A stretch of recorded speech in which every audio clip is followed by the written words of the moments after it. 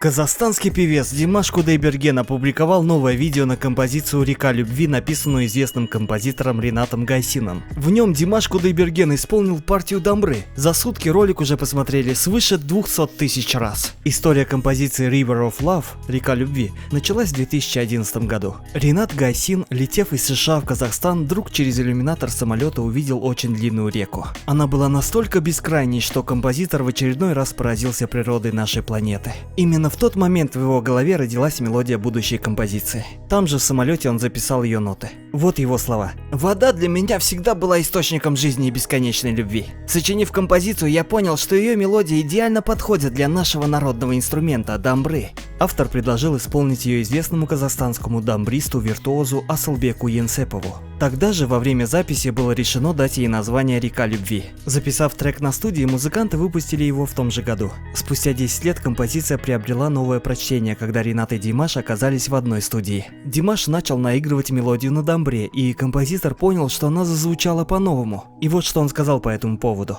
В тот же день Димаш записал партию дамбры, и произведение зазвучало абсолютно свежо и стильно. Также он добавил свои неповторимые вокализы, которые придали композиции еще больше эмоций. Я очень рад, что River of Love теперь будет звучать по-новому в исполнении нашего Димаша.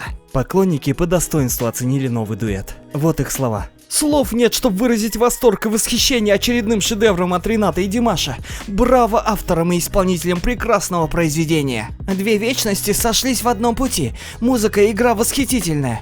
Дамбра зазвучала по-новому в руках великого музыканта. И этот вокалист неземной. Браво, Димаш и Ринат. Вы самые крутые. Совершенству нет предела, умница, трудяга. И друзья у Димаша тоже все талантливые. Друзья мои, а вам понравилось? Обязательно напишите в комментариях. Не забудьте лайк. Всех обнял.